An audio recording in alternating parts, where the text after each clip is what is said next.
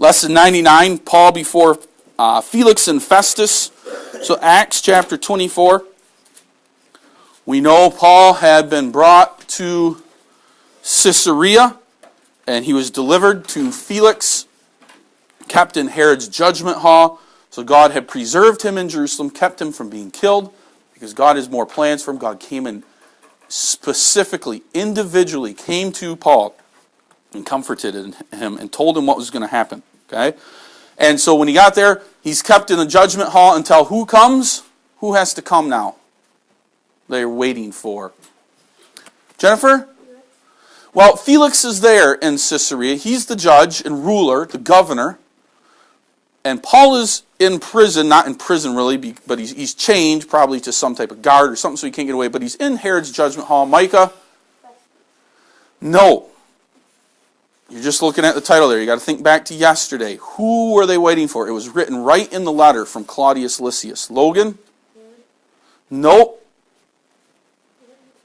Yeah, the accusers, the witnesses, right? To have a trial. Okay, it's a law here in the United States. If no accuser comes before you, you won't be tried. Okay? If I say Jesse did something, so the police arrest him, and then I say, well, now I'm not willing to tell my story anymore in front of a jury, they're probably going to let Jesse go because he has the right to face his accusers in court.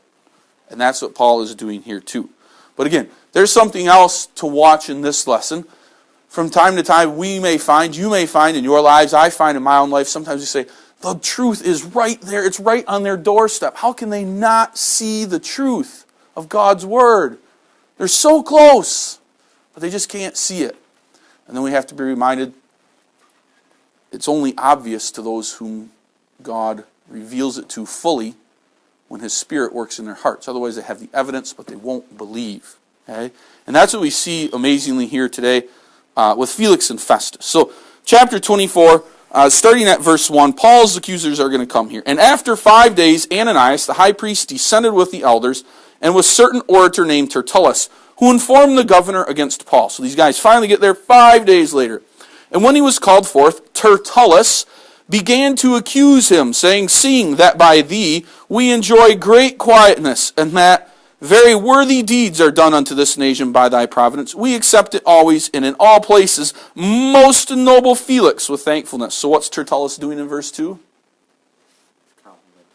Yeah, buttering someone up, I asked her. What does it mean to butter someone up?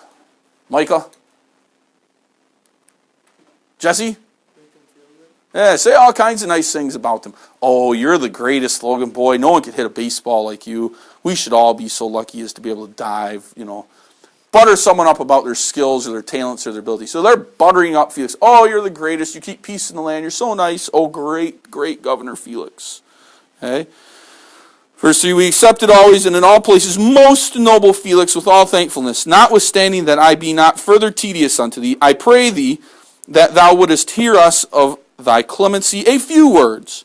For we have found this man a pestilent fellow and a mover of sedition among all the Jews throughout the world, and a ringleader of the sect of the Nazarenes, who had gone about to profane the temple, whom we took and would have judged according to our law.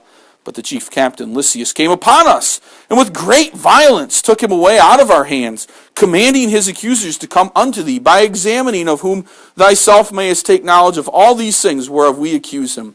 And the Jews also assented, saying these things were so. So let's take a look at that there. He's first buttering him up, okay?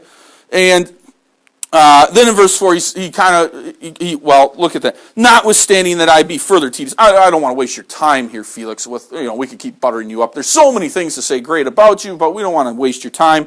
So we'll just say a few words. And he goes on about how they found him and all these things.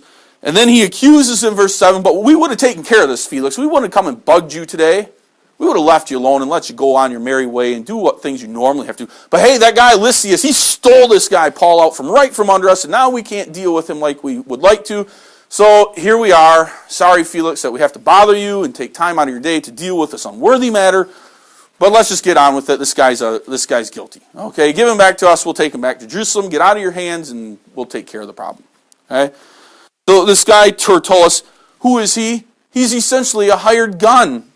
with certain orator named Tertullus. So Tertullus really doesn't care. He's just a man who's very gifted with words and speech. He's very educated. And so he's brought along by Ananias, and these high priests kind of say, well, Tertullus, you're kind of a wise man in front. You've got a great way with words. You keep a level head about you. We'll let you go speak for us. Here's our problem, here's our thing, and here's our money. Okay? He's kind of a hired gun to go in there and say a whole bunch of things to try to please Felix. Okay? But now Paul gets to speak in verse 10. So let's see what Paul's defense is. Then Paul, after that, the governor had beckoned unto him to speak, answered, For as much as I know that thou hast been of many years a judge of this nation, I do the more cheerfully answer for myself, because that thou mayest understand that there are yet but 12 days since I went up to Jerusalem for to worship. So he's kind of saying, I've only been there 12 days ago. And they neither found me in the temple disputing with any man, neither raising up the people, neither in the synagogues nor in the city. I didn't even have time to go in the temple or create any trouble there. Neither can they prove the things whereof they now accuse me. So they accuse me of things, but they don't have backup witnesses to say it. But this I confess unto thee, that after the way which they call heresy, so worship I the God of my fathers, believing all the things which are written in the law and in the prophets, and have hope toward God, which they themselves also allow, that there shall be a resurrection of the dead, both of the just and unjust. And herein do I exercise myself, to have always a conscience void of offense toward God and toward men. Now after many years I came to bring alms to my nation and offerings, because he brought money here to Jerusalem, whereupon certain Jews from Asia found me purified in the temple, neither with multitude nor with tumult, who ought to have been here before thee, and object, if they had aught against me. Or else let these same here say, if they have found any evil doing in me, while I stood before the council, except it be for this one voice that I cried, standing among them, touching the resurrection of the dead, I am called in question by you this day. So he kind of lays out, these guys really have no accusation against me, other than they don't like me, and some of the ideas that I'm preaching and teaching. But there's not a law against it. Okay? There's no law against what I'm doing. Okay? That's essentially what Paul is saying here. Or at least no Roman law that they can accuse me of. Verse 22. So what does Felix decide? And when Felix heard these things, having more perfect knowledge of that way, he deferred them and said, When Lysias, the chief captain, shall come down, I will know the uttermost of your matter. So he's going to wait here. He's going to rather make a decision. I'll wait until the chief captain comes. And he commanded a centurion to keep Paul, and to let him have liberty, that he should forbid none of his acquaintance to minister or to come unto him. So he says, keep Paul, but give him liberty. Allow him to preach and to teach, and let his visitors come and see him. Don't lock him up in prison, okay? But give him some freedoms. We'll wait until Claudius Lysias comes. Okay? Just once each year, he's got to keep an eye on him. Verse 24, And after certain days, when Felix came with his wife Drusilla, which was a Jewess, he sent for Paul and heard him concerning the faith in Christ. And as he reasoned of righteousness, temperance, and judgment to come, Felix trembled and answered, Go thy way for this time. When I have a convenient season, I will call for thee. He hoped also that money should have been given him of Paul, that he might loose him. Wherefore he sent for him the oftener, and communed with him. But after 2 years, Porcius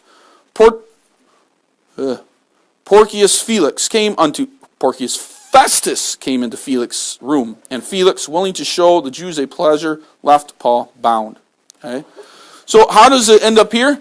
Well, Felix comes in with his wife, brings his wife in and says, let's go meet this Paul guy. He's a pretty knowledgeable. Maybe he's just like stories, and Paul could probably tell him all kinds of things that had happened to him on his missionary journeys.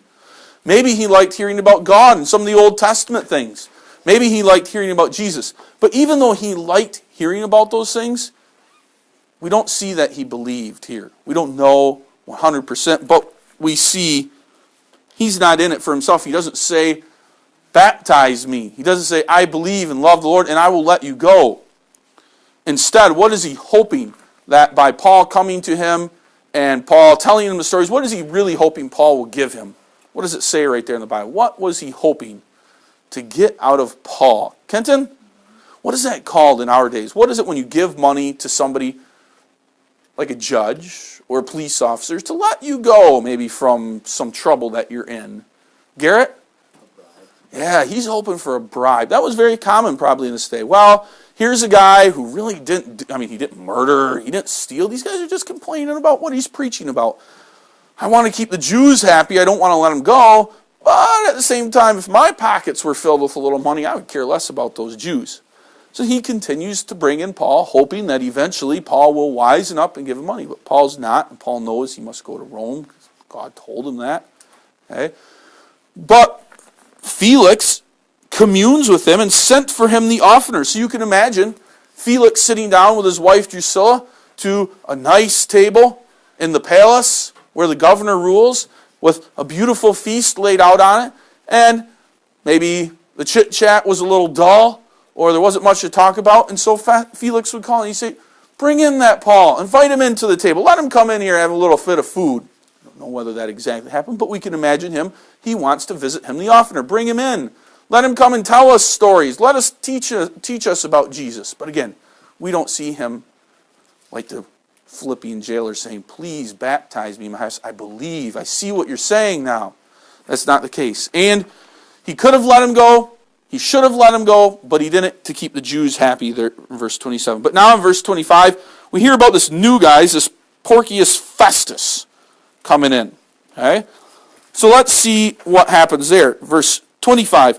Now when Festus was come into the province, after 3 days, he ascended from Caesarea to Jerusalem.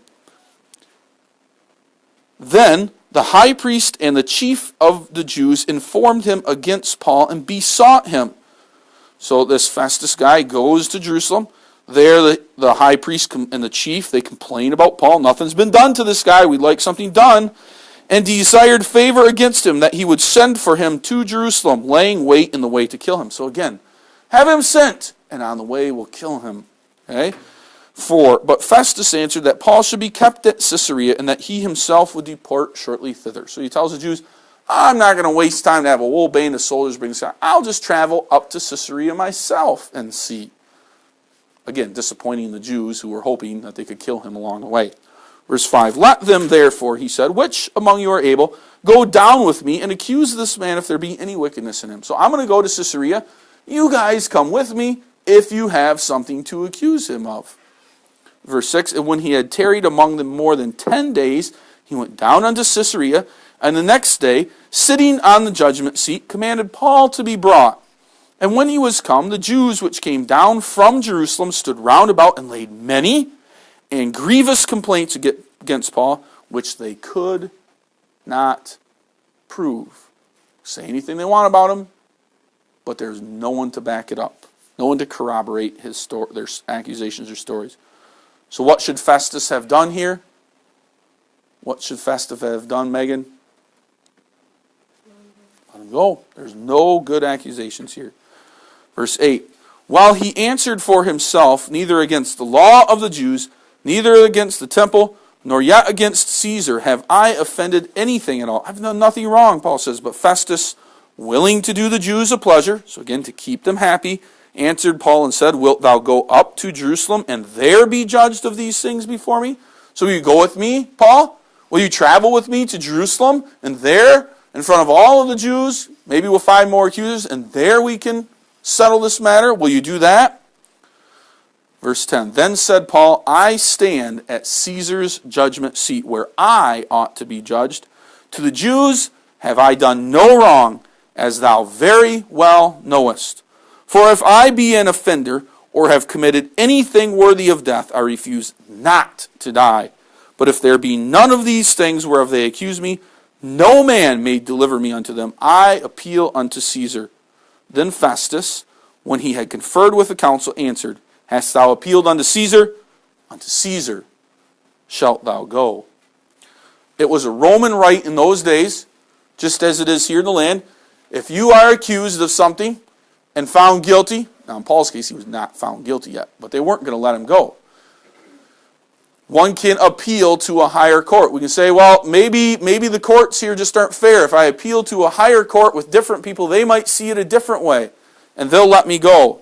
And that's what Paul's saying here. I'm not going back to Jerusalem, where the Jews will probably kill me and have all kinds of heinous things. I am an innocent man. I don't go there. Because I'm a Roman citizen, I have the right to appeal to Caesar, and now I'm demanding that you accept that right. Which means now he's got to put Paul on a boat and ship him off to Rome, where Paul will go before Caesar. And Caesar is the ultimate judge. What Caesar says is what will be decided. If Caesar says he's to die, he dies. If Caesar says he's to live, he's to live. But that's the ultimate judge here on earth in this situation. Obviously, God in heaven is the true judge who can judge everything. Okay? So, Paul is there for a while. Okay? Probably around 2 years. He visited with Felix and his wife until Felix loses his position or something, whatever. Festus comes in and takes over. So you can imagine those Jews were pretty upset. 2 years later, they still hadn't had any decision made with Paul. Maybe they even heard about this Felix guy communing with him, visiting with him, talking to him. That upset them. So we'll see tomorrow exactly what happens. There's one more thing that Festus can do before sending him on, and that's we can appeal to King Agrippa. Maybe King Agrippa can help figure this out before Paul has to go all the way to Rome. So Festus is going to try to find one more way out of it. We'll see how that goes in our next lesson.